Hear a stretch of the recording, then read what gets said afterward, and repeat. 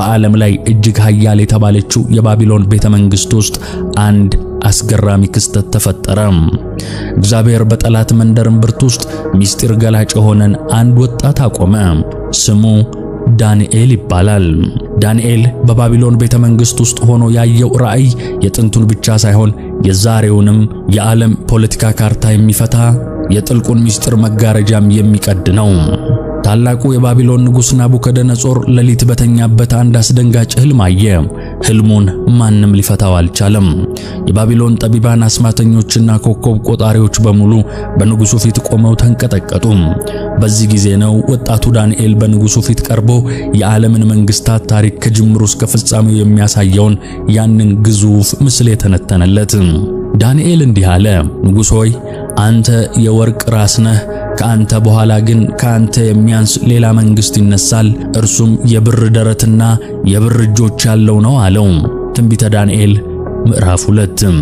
አስተውሉ፣ ይህ የብር ደረትና ሁለት እጆች ዝም ብሎ የተመረጠ ምሳሌ አይደለም። ሁለቱ የብር እጆች እነዚያ በዘፍጥረት ምዕራፍ 10 ላይ ያየናቸው አሁን ግን ተባስተውና ኃያል ሆነው የተነሱት የሜዶንና የፋርስ ማለትም የማዳይና የኤላም ጥምር መንግስታት ነበሩ። እጆቹ ሁለት ቢሆኑም አንዳቸው ከአንዳቸው ይበልጥ ኃይለኞች ነበሩ። ምክንያቱም የፋርስ ክንድ ከሜዶን ክንድ በላይ ገዝፎ ይወጣ ዘንድ ከዚህ ሁሉ ክስተት ጀርባ ያለው አምላክ አስቀድሞ ወስኖ ነበርና ፋርስ ሜዶንን ውጣ የጥንቷን ዓለም ለመቆጣጠር በቃች። ነገር ግን እግዚአብሔር ስለ ኢራን ወይም ፋርስ ያለው ትንቢታዊ ማሳያ በብር ምስል ብቻ አላበቃም።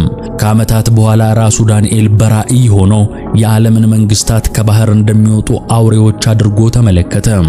በትንቢተ ዳንኤል ምዕራፍ 7 ላይ ከባቢሎን አንበሳ ቀጥሎ የወጣው ሁለተኛው አውሬ እጅግ አስፈሪ የሆነው ድብ ነበር።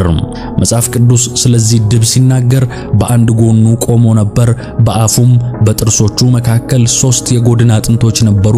ተነስ ብዙ ሥጋም ብላ ተባለለት ይለናል። ይህ በአንድ ጎኑ ከፍ ያለው ድብ የሜዶንና የፋርስ ኢምፓየር ነው።